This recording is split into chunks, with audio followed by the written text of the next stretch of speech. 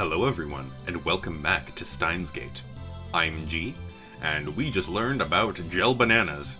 And, currently we've been theorizing as to why they turn into gel bananas, and other things don't. But, well, in any case, there's nothing we can do about it now. It's time for Daru and I to head to Daibiru. There's going to be a seminar at ATF, and we have to be there. It's part of our studies at Tokyo Denki University. Summer credits, basically. We have to attend the seminar and write a report. Come to think of it, what's today's seminar about again? I looked it up before the summer holiday began. I should have written it down. Behind me is the large, unidentified object that crashed into a building near Akihabara Station. The building is under police barricade. No one is allowed to approach, but from a distance, the object appears to be some kind of satellite. As we cross the overpass that connects UPX and Daibiru, I look down to see a huge crowd of people moving through the plaza. There are even some garishly dressed young men and women, the sort you don't usually see around Akiba. Everyone is walking towards the main street, which is still cordoned off. Daru, aren't you going to check out Radikan? No point. Can't get close. I've been following the news online though. There's already 100 threads about it on @channel. It's huge, man. Oh, so that's why he was staring at his phone earlier. We enter Daibiru and take the elevator to the 5th floor ATF assembly hall. Man, feel that AC. I'm alive. Oh, I am receiving mail.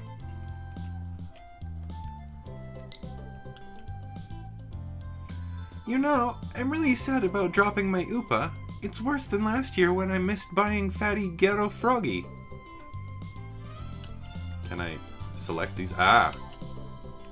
Wait, oh!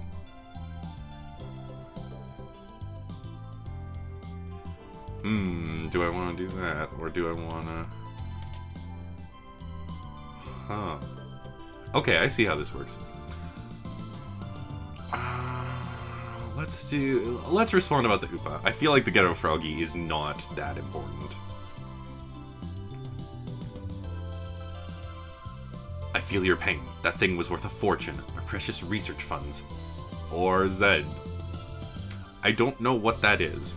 Maybe I'm just wrong generation for that.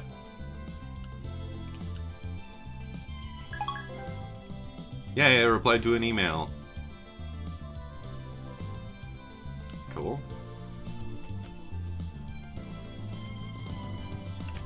Cool. Alrighty. Man, feel that AC. I'm alive. Unlike the lab, Daibiru has air conditioning. Yet another reason for our diligent participation in the seminar. About the phone wave, name subject to change, I might have found our answer. You know, that name subject to change thing is really annoying. I won't give in that easily. Even if no other lab members use name subject to change, I will carry on until the day we decide its true name. Now's not the time. So, So, what's your latest ridiculous theory? What do you mean, ridiculous? My genius brain considers every possibility, even those a lesser mind would say break the laws of nature. Don't you dare call that ridiculous. So basically, you're just pulling stuff out of your ass. You can't call that science. Daru, I have a hunch that the phone wave, name subject to change, may be the key to opening STEINS'GATE. How's that? Steins what? You lost me back at ridiculous, man. A chime signals our arrival on the 5th floor. The elevator doors open slowly. As we step out of the elevator... Ah! I bump into someone. I quickly grab the person's shoulder to keep them from falling. I'm sorry. What? It's a girl. And I recognize her. You... Impossible. Chills run down my spine. I stare at her face in disbelief. I saw this girl just 3 hours ago. Makise Kurisu. Is there... Oh, God, what was my Kurisu voice? Is there something wrong? Kurisu frowns and tries to back away, but I don't let go of her shoulder. My grip tightens. Ow! You should be dead. Why are you here? And you're even... There isn't a single bloodstain on her clothes, and they're the same ones she was wearing when I found her. Only a serious wound could have produced that much blood. Yet as far as I can tell, she's completely uninjured. Not a scratch. Hey, that hurts. Let me go. Kurisu pushes me away. Then she shoots me a wary glare. I realize that I'm gaping in disbelief. What's wrong with you? You're okay? But that's impossible. Someone stabbed you. I saw you lying in a pool of blood. That again? Daru interrupts. Wait, there's something strange about what he just said. What do you mean, again? I mean, you sent me that email like a week ago, right? I sent you an email? Don't be ridiculous. I saw her dead just 3 hours ago. Hey, could you not talk about me like that? I'm perfectly fine. You know, that message was kind of weird. It was dated a week after I got it, which means it came from the future. It came from the future? That sounds like something you'd read on the internet, Daru. It's rare for you to talk about ridiculous theories. No, the date was definitely a week later. It came from, the 28th. Wait, that's today. Daru pulls out his phone and shows it to me. He's right. The email was sent from my phone. He received it on July 21st at 12:56. But it was sent on July 28th at 12:54. It was split into 3 mails. Someone stab. Bed Makise. Urisu, don't.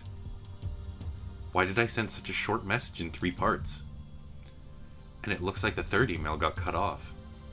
I do recognize the content, though. This is the email I sent you 3 hours ago. But I sent 1 mail, not 3, and there should be more text. Did Daru really get this a week ago? Interesting. Suddenly, Kurisu is standing next to me, peering intently at the screen of Daru's phone. Oh, right. The email's not important. Well, maybe it is, but not right now. The real question is why she's still alive. Is she an illusion? No, an evil spirit? Am I haunted? I don't believe in such unscientific drivel. I am a mad scientist. I timidly reach out to Kurisu's face. My fingertips stroke her hair. Feels silky. Quite the cuticles. Substance. She has substance. Of course she's not a ghost. How silly of me.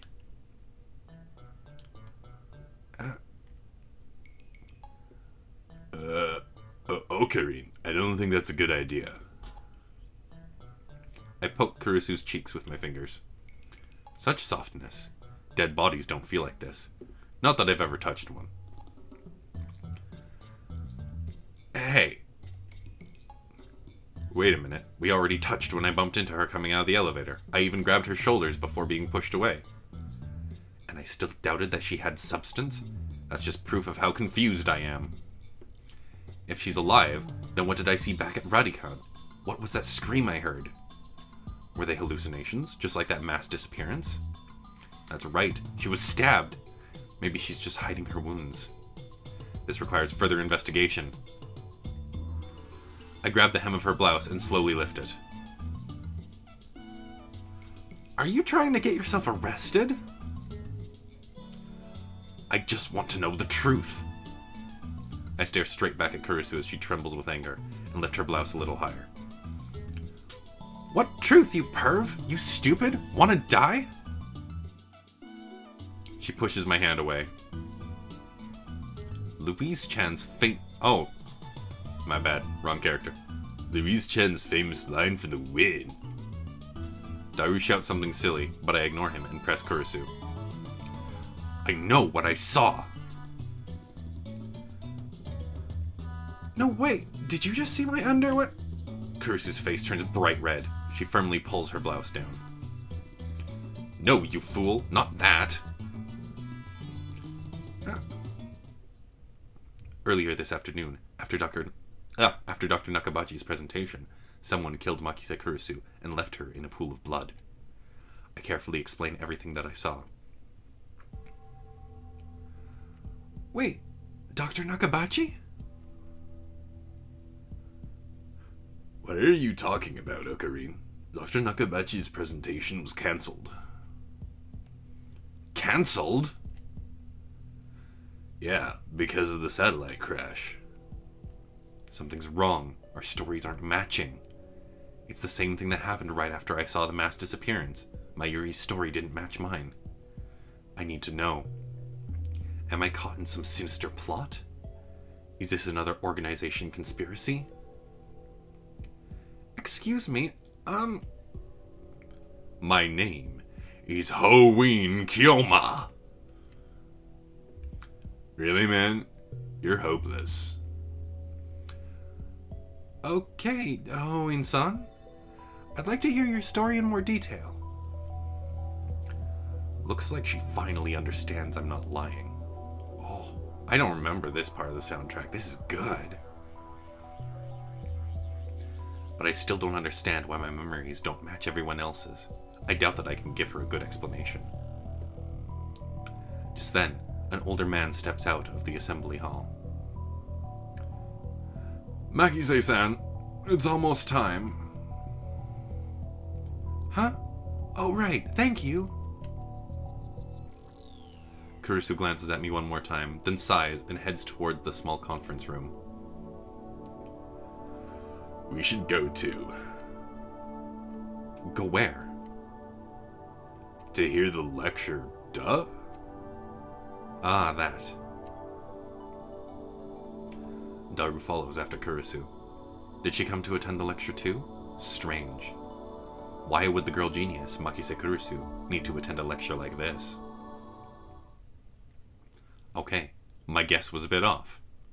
The girl genius didn't come to attend the lecture. I'd like to thank everyone for coming to hear me speak today. She's the one giving the lecture. Japan's famous girl genius, Makise Kurisu, who had her thesis published at the tender age of 17. According to Daru, she turned 18 a few days ago. I first heard about her when Daru pointed her out in a gossip magazine article. That's when he told me that she was going to be a guest at ATF. I'd forgotten all about it. It's my first time giving a lecture like this, so please forgive me if I'm a little nervous. The audience is pretty mixed. It's mostly students like us, but there are also a couple of professors. And Kurisu just gave me a sharp look. What did I do? When I return her stare, she quickly averts her eyes. I don't care if she's a genius or whatever. I still don't like her. She may have these people fooled with her timid girl act, but I learned at Radicon how cunning and aggressive she really is. Even if her murder was some kind of hallucination, my judgment of her character was still correct. For today's lecture, I've been asked to speak on the subject of time travel. It's not really my area of expertise, but I'll try my best. Time travel? Oh. Let me start by saying that time travel is an absurd concept. Objection! Huh? Every member of the audience, not just Kurisu, is startled by my interruption. Perhaps I'm being slightly rude here, but I'm not one to just sit and listen to some genius girl's drivel. It's presumptuous for you to claim that time travel is absurd. Ocarine, you magnificent fool. Sitting at my side, Daru throws me a small salute. ATF staff are approaching, probably to kick me out. Perhaps I got too carried away. Okay. It's fine, I guess. It'll be easier to talk in a discussion format. Thanks to her proposal, the event staff refrained from escorting me out. She sounds a little pissed, but let's not mind that. But before that, please listen to my thoughts on the subject. Scientists have proposed many theoretical models of time travel, but there are 11 in particular that bear mentioning. What are the major theories of time travel? I've heard about the cosmic string theory, at least. The 11 theories. Neutron star theory. Oh, wait, wrong person. Neutron star theory, black hole theory, light speed theory, tachyon theory, wormhole theory, exotic matter theory, cosmic string theory, quantum gravity theory, cesium laser theory, elementary particle ring and laser theory, Dirac antiparticle theory.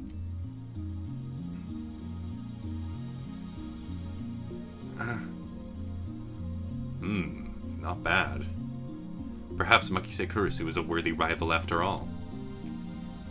However, all of these models are purely theoretical. Some of them even contradict each other. Well, what if someone comes up with a 12th model?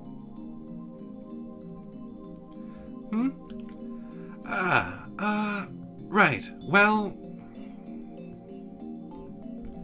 it could be contradicted by the 13th model, now couldn't it?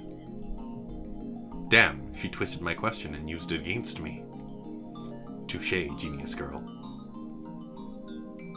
Suddenly, I feel eyes on me. Some puffed up professors are giving me hard looks from across the room. Maybe I got too carried away. I don't want to risk losing my credits. I should back off for now. By the way, time travel to the future is available to us right now, according to Einstein's special theory of relativity. For example, let's say someone were to go to Haneda Airport and board a plane headed to Okinawa.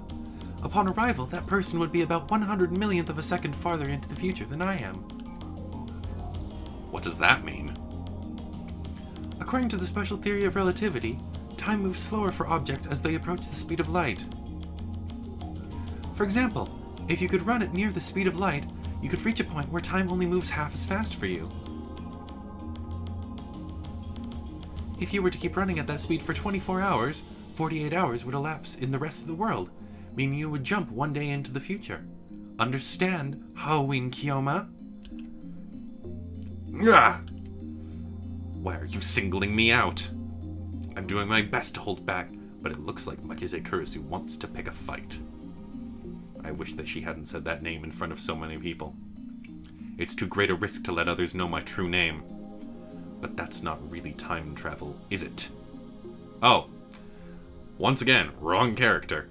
I'm always looking up at the top of the box and then the name is at the bottom. But that's not really time travel, is it? Now a professor calmly makes an objection. True, Makise Kurusu's example isn't strictly time travel per se. But I never expected an older man, a professor at that, to refute an 18-year-old girl. Maybe he's just testing the genius girl's resilience. Yes, you're right. The genius girl readily concedes the point. If she were a normal 18-year-old, it would be impossible for her to be this calm in front of all these people. A normal 18-year-old would panic when refuted by such a distinguished-looking professor. And yet, Makise Kurusu is giving off an aura of gutsiness that says, I can take this guy on. Alright, well, this isn't a terribly awesome place to cut it, but I feel like it would be good to finish the rest of this discussion in the next episode. So, thank you all so much for following STEINS'GATE, and I'll see you in the next one. Bye now.